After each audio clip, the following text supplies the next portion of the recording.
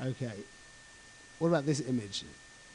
This was taken last week. What's immediately improvable about this image here? What? Arms. All these arms putting down very quickly. 1 second. If we just go here, click. Look at the difference. Difference between all these arms just hanging down doesn't give any direction to our eye, whereas when the arms come around, now all of a sudden everything just becomes that much closely bound to each other. Very good. Look at this. What's the difference between these two images? A, B. A, B. Look at the difference here. Just by see his cheek here is covered by it. It's not really contrasted properly by the background. By just going up a teeny little bit higher and just having that dark area just come down a teeny little bit, it just pops him out that teeny bit extra. See what difference that makes? Okay, so that wasn't the point. The point was just this idea of using the background to contrast your subject. Very important, very important. And now here, this was an image that I felt was usually the rule of thirds. People put things, if people mess up the rule of thirds, it usually means because they put the subject a little too close into the middle. Here, I feel that the subject's a little bit, there should be a little bit more room here, just so that it would be perfectly on the third. It's a little bit unbalanced, a little bit too much room over this side. Okay, what about this image? How much interaction is the boy giving, or how much is the boy interacting with his dad? So one thing, right now we've just got a picture of dad interacting with boy and boy looking at camera. Okay, so let's get the boy a little bit more involved. Click, just like you said. Put his hands. Now we've got boy interacting with dad looking at camera. It still doesn't quite do it though, what? It's messy. It's not a nice picture here like this. What could we do now to really push the interaction? Could turn him around. Okay. Where's dad's hands right now without having to get into a whole new pose? Quickly, dad, just give him a hug. Okay, and now we've got the little boy holding dad's hands as well, so we've got that whole interaction. So we've gone in, this was taken at 22 seconds, and this was taken, there's some images beforehand, images in the middle of these. But within a very, very quickly, we've already changed from just a very boring, bland picture of dad interacting with boy to complete interaction between dad and boy. And now just very interesting. Look here. Do you see behind this guy, behind the dad? Can you see this little bit over here? This is a little bit darker. So look, do you see what that is? That's a guy. So this picture was taken, I timed this image. If I hadn't have taken this picture immediately then, do you realize that this guy here would have popped out from behind and then I would have to wait. Think of how long I'd have to wait for this image to have that guy walk all the way up this street until we couldn't see him anymore. So just very important to remember that when things are in the way, it's very easy to use your subjects to block them out. Okay, this is just a quick picture of a silhouette here. How could I have achieved this very, very quickly? This is what the class is going to be about today. To have achieved this image very, very quickly, how can we do this? So using your AV, if you're in automatic mode, and metering with your AEL lock somewhere over here, we'll look at that today, we'll discuss that today. This is just nice posing of a group of 4 kids, and you've got different heights, hands in close, everyone's nice and tight, the arms go all the way around, gives you a nice circular feel there. This is also nice posing as well. What's the key to this kind of posing? This shape, but how do we keep our eyes? One very simple rule to make sure that we keep our eyes within the group of people. Hands on shoulders. People in the back group, if people in the back row, when they put their hands on the shoulders of people in the front row, that immediately keeps your eye locked in. There's 2 people in the background, exactly. This is the issue when there's people walking around the back of the street. There's not much you can do when we're shooting at f4 and we're zoomed in pretty much all the way. They're distracting, but they don't destroy the picture. It's not like the picture's not worth looking at. Okay, this is a nothing picture, but just interesting to go back to this idea that we showed you about with the boy, where we have the background contrasting with the subject, just to show you how profound that actually is. Again, like I said, it's a nothing picture, but just to see graphically how much that pops out, the fact that it's covered by the pink over here, and there's such a contrast. I think someone's jacket or something, I'm not sure, but I think it's a jacket. But the point is just this idea of trying to match our background to be the opposite of our foreground. Okay, this was an interesting thought. What do we think about this picture? Good or bad? Bad? Doesn't look professional, but what about if these are like modern kids from America? Isn't that what the Kotel's all about? Like guys like this?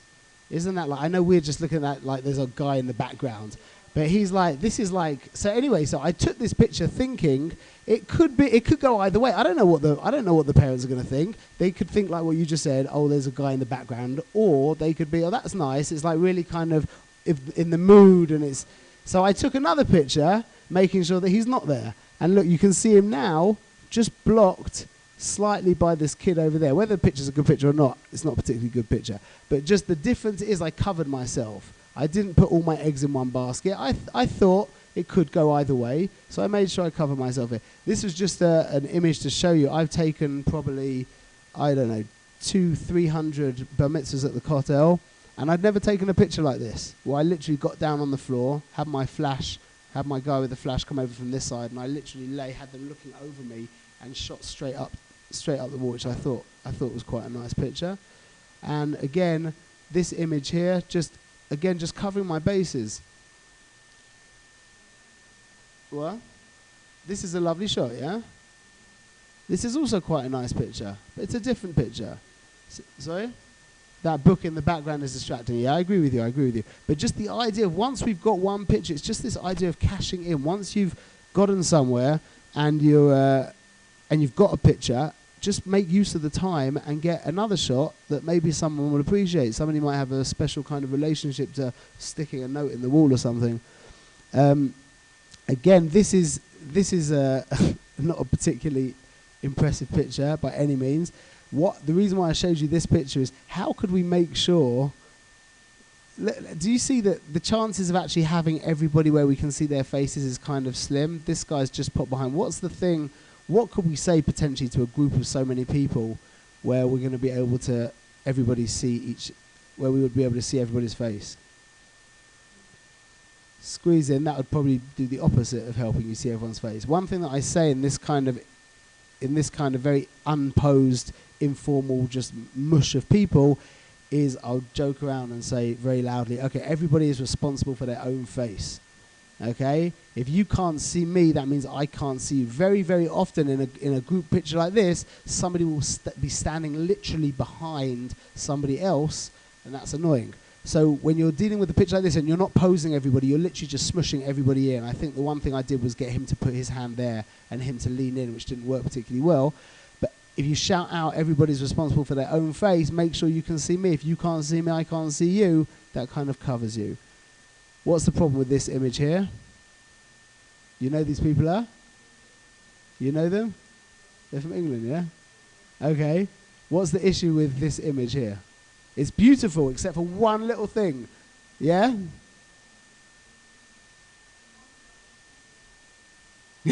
That's cute. But this is the image. This is the issue. This little girl's the issue. Very quick. Now we're adhering to all the rules that we've spoken about. Okay? We now have a beautiful, what's the point of entry into this image? Thank you. Depends on your emotional connection to the people in front of you. Sorry? What? I can't hear.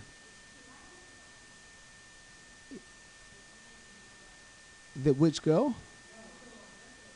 This one? Is she not looking?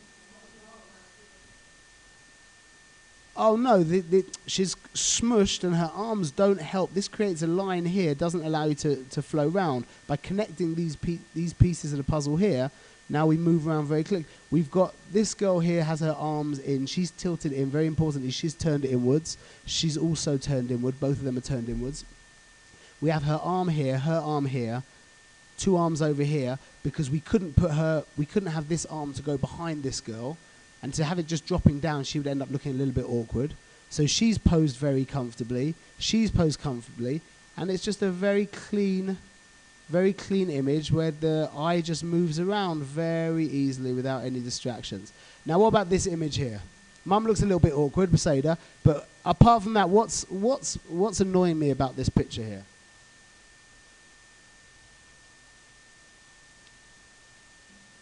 The little girl is just too far away. It's nothing I can do about it, but this little girl, we've got an issue. When I'm taking this picture, I'm just thinking we have an annoying little girl, not she's an annoying little girl, but we have an annoying piece of the puzzle that's very different to all the other pieces of the puzzle. If she was much taller, sorry? They're all around the same height. We've got this little girl here who's 2 feet below everybody. So what can I do?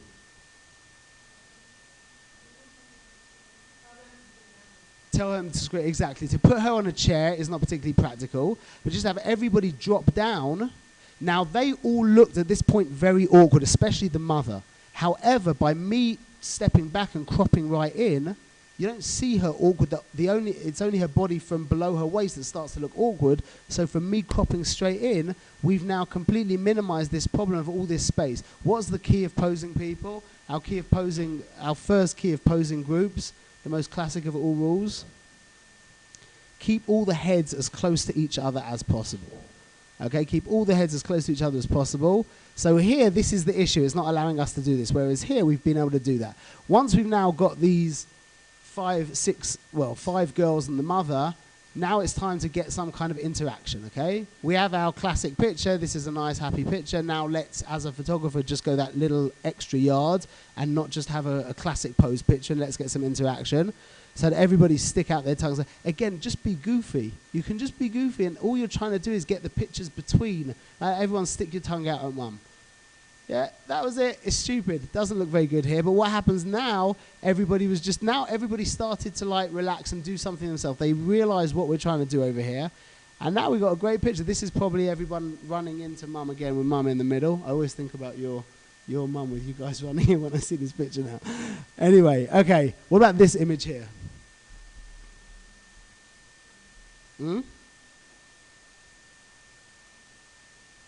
Beautiful. This is straight out the camera.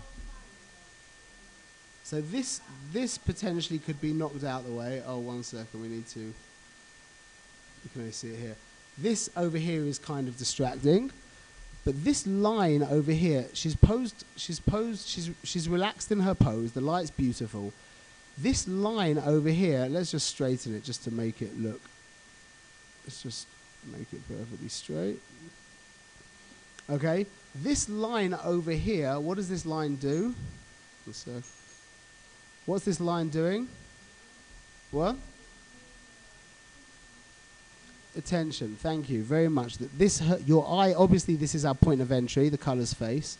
And now we come along here, our eye pushes this way, and it gets heavily hindered by this line coming down here that just adds that little bit of extra dynamic tension. If we were to turn this into a black and white image, it's actually quite a nice image. I would get rid of this in post. Sorry?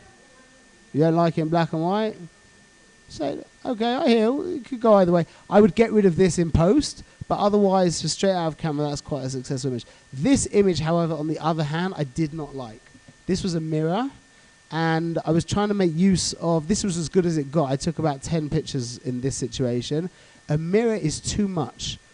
If it was frosted glass, and the reflection became very much muted, that would have been a nice image. But the fact that the reflection is so strong, you've got 2 parts of the image very much vying for your attention, and you end up with a very mediocre image. This is nothing to write home about. Now, this is another example of just creating an interaction. This is the bride with 2 sisters, and they just posed regularly. This is just a regular like Facebook pose. Now my job was, let me try and get some kind of interaction out of you guys. So this is just a regular Facebook pose. What could I do? I just said, look, I was just thinking, just goofy, look, colour, put your hands on their faces, just grab their cheeks. And they're like, what is this? You can see this girl's already thinking like, this is mad, this guy's nuts, yeah? And now she's like, this is too much for me, I just can't do this. And the picture's getting better and better. And then all of a sudden she's like, I'm sorry, I'm sorry, that's enough, we're done. And we got a great shot. This is a great shot. This is much a great interaction. We started off from 3 girls who just came together like a regular Facebook pose. And by the end of it, we had a picture that's actually an excellent image, beautifully composed, the lighting's great, and we've got a great interaction between all 3 parts. Okay, and that was it, that was the one. This one was better than everything else. Okay, this was just showing you how in a very boring, nothing place, if you're looking at lines, this was a regular corridor in a not particularly sophisticated hotel in Jerusalem. But just by using these lines, we've taken we've created quite a dramatic image. We've also posed the colour in a very kind of dramatic, serious way that goes with these strong lines. And together it comes together to create a worthwhile picture. Nothing like, not going to win any competitions, but a worthwhile image.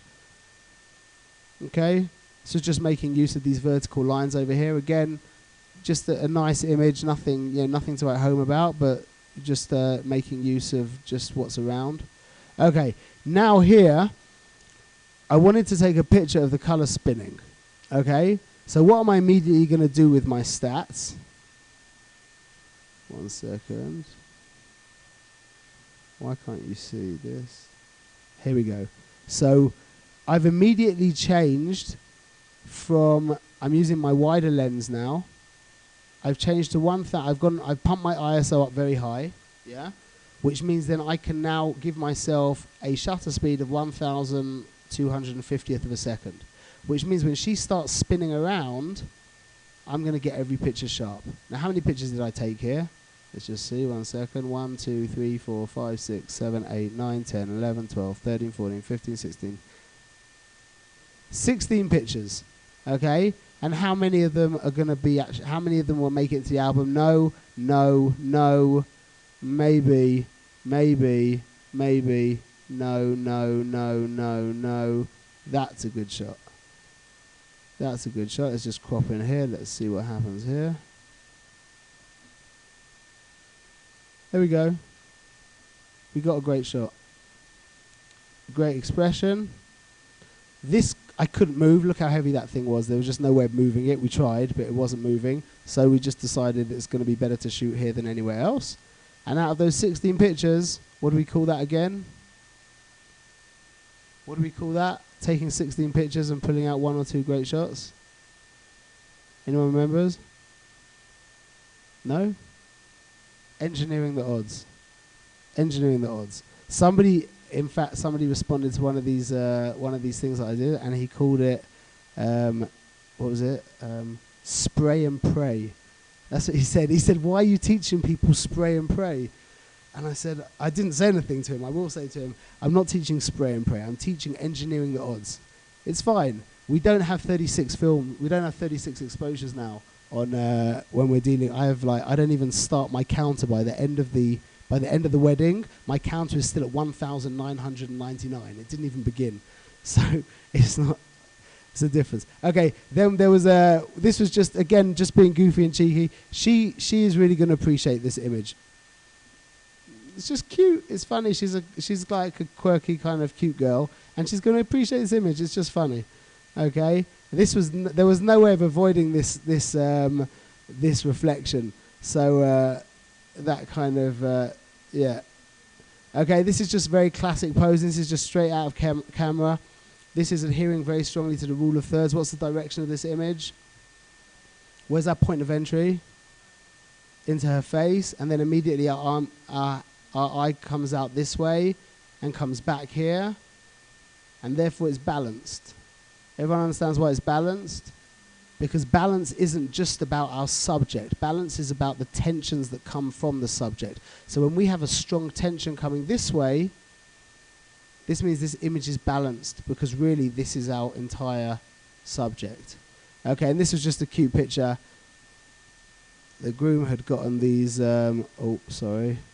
The groom had gotten these funny cufflinks with the bride and groom's name on. So we made the white balances a drop off. It's difficult to fix here. 1 second. Oh, that's a bit better. Whatever it is. But this is just making use of interesting things going on. And then these pictures were to show you that I've been to the old city of Jerusalem well over 100 times with brides and grooms, and I found a completely new place. This was a completely new place that we found, and then this picture I've never taken before as well, and then I never took a picture like this as well. They asked for that, and this was a brand new picture as well, and this was cute as well. There was just a cord going along, so I had them limbo dancer underneath. Just the idea of constantly, for your own sake, for your own like mental health, trying to constantly do new and fresh things.